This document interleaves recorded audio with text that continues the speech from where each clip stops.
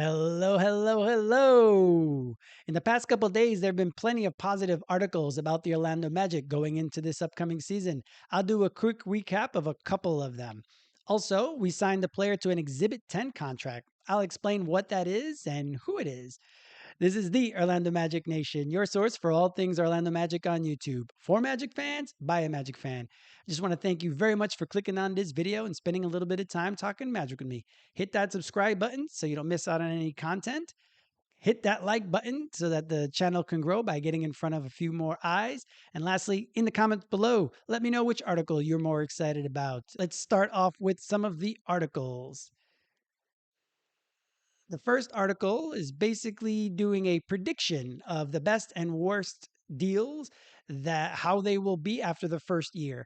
They basically are focusing on the Desmond Bane trade and how what it will mean after 1 year.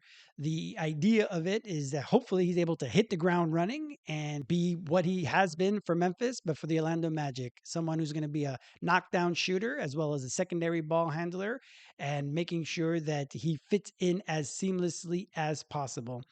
Bane gives the Magic a reliable 3-point threat to spread the floor for Paolo and Franz. In addition, he's a good secondary playmaker. He attacks and rotating the defense and making the right reads. Bane does all this while taking nothing off the table on the defensive side of the court. He should slide right into the starting lineup, and the Magic should see a rise in their offensive numbers.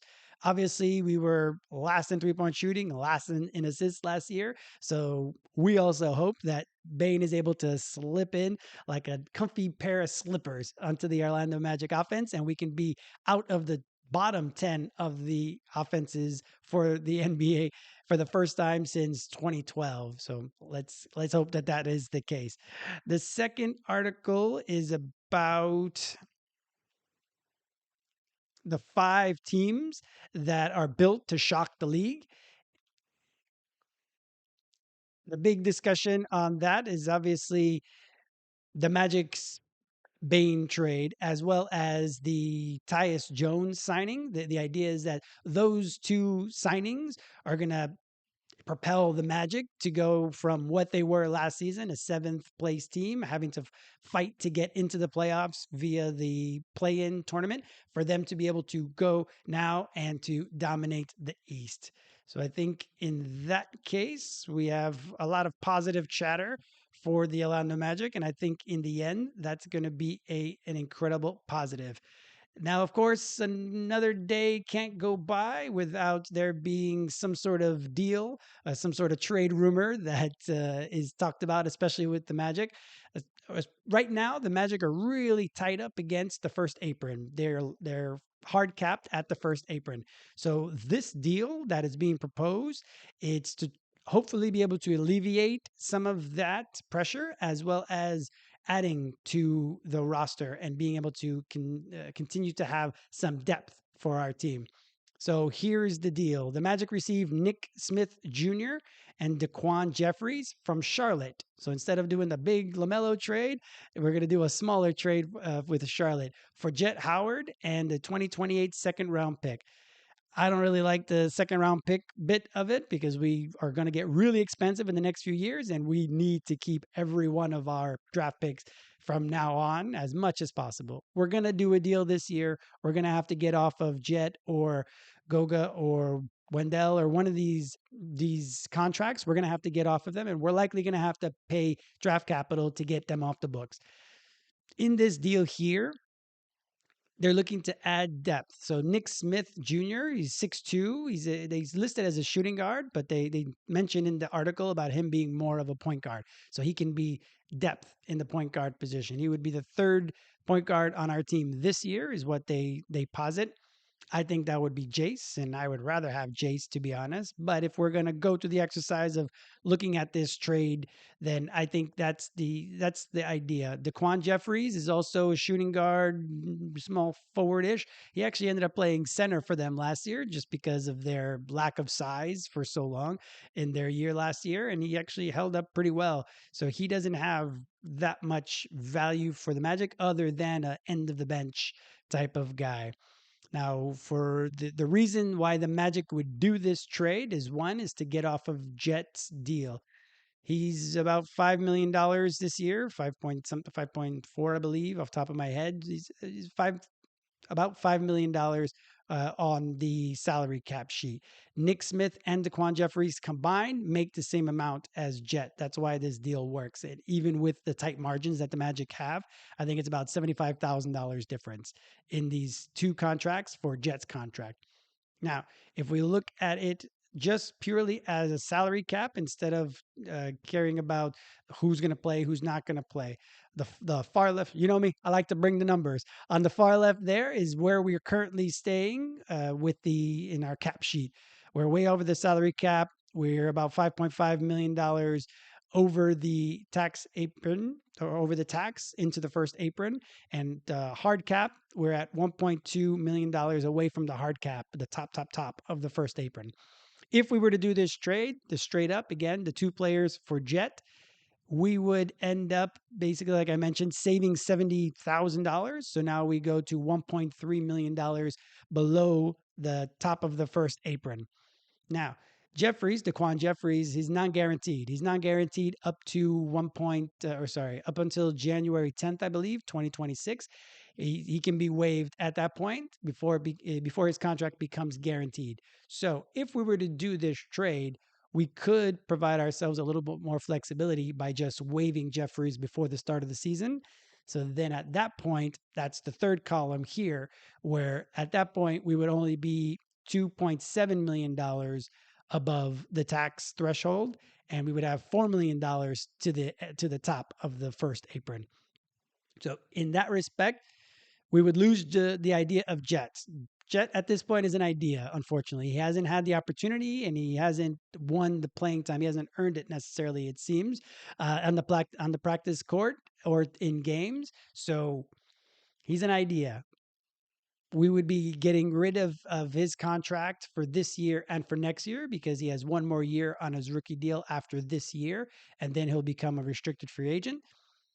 We would be getting rid of that and the 3 point thought that is Jet Howard.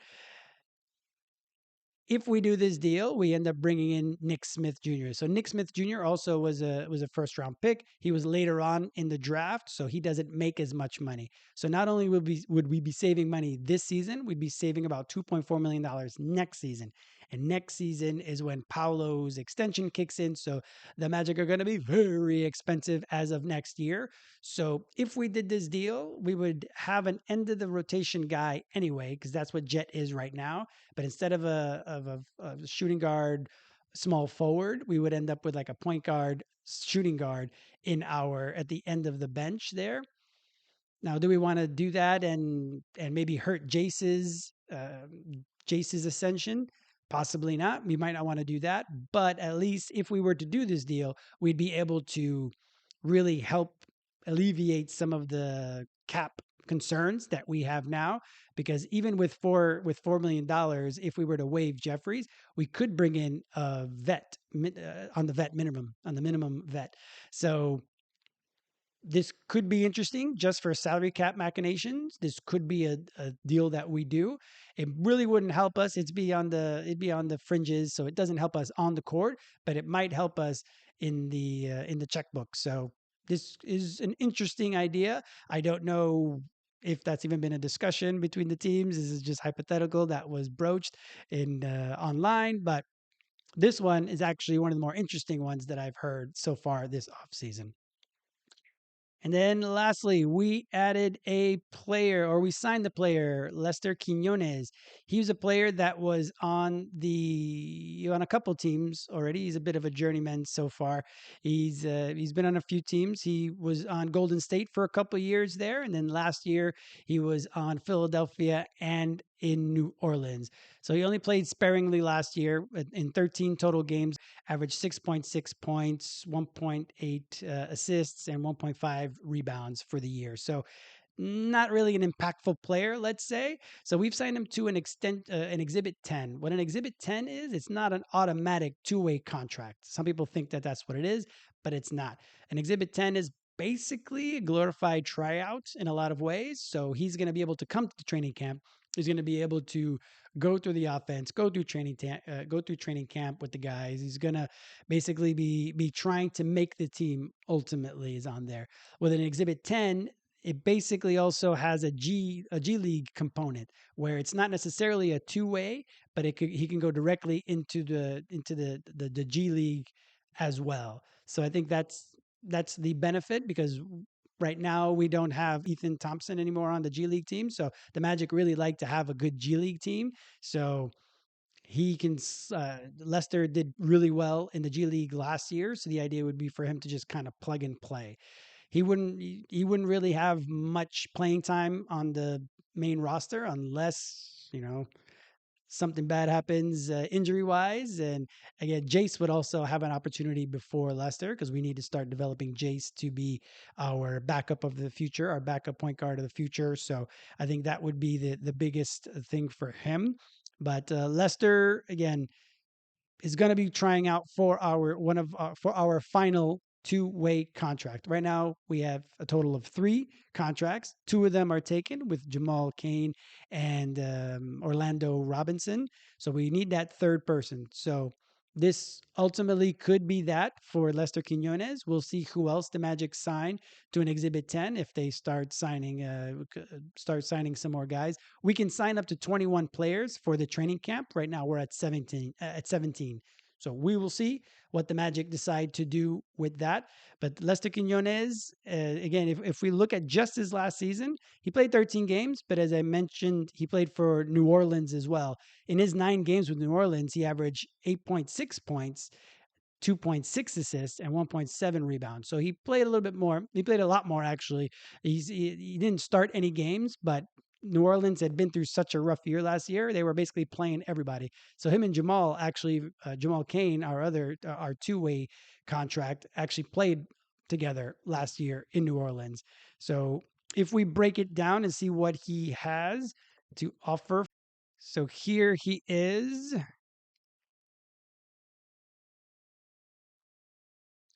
He's going to be here. He has a whoop. He flips it over at the end there. He has the ball, comes out. He's going to do a lot of really pretty dribbling. So just like a lot of these other two-way guys or Exhibit 9 or Exhibit 10 guys, he has no one trait or one attribute that really is doesn't excel in anything. Unfortunately, he's a very good player. Of course, he's way better at basketball than I'll ever be, but he just doesn't have an NBA level 3-point shot or NBA level court awareness or NBA level. He doesn't have at least enough of a level to stick in the NBA. He obviously can get there. He can play minutes in the NBA. He just doesn't have that little extra notch to get him more playing time and get him to stick with the team. So here you're going to see some fancy dribbling. He's able to get all the way to the basket. Same thing here. He's going to get the ball. He's going to be able to blow by Bobby Portis right here. For whatever reason, he was able to really play well against Milwaukee last year. Here goes another one to the basket. He played pretty well against Milwaukee in his 2 games. He had 21 and 17 points against them. He's a very good he's good at cutting, and that's something that you look at. Is a nice little floater that he has there. He does a good job of making sure that he's available for his guys so he can get the ball. And he shot a little bit better when he was with the Pelicans. He shot over 30%, which for the Magic would have been pretty good last year. Not this year. Here goes his first three. Again, his shot isn't consistent enough for him to stick at the NBA level, but here's a nice relocate over in the corner. Shot about 35%, I believe, from the corner last year. Straight pull up. Another one, relocate.